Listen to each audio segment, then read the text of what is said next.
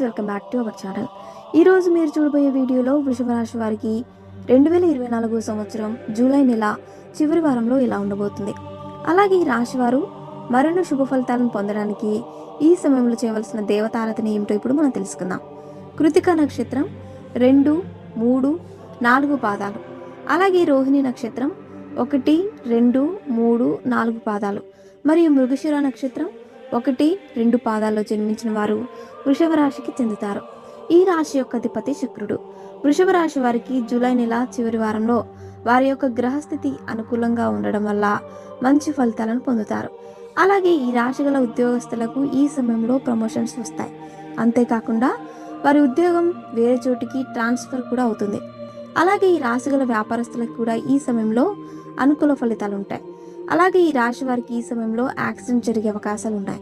అందువల్ల మీరు బైక్ పై ప్రయాణం చేసేటప్పుడు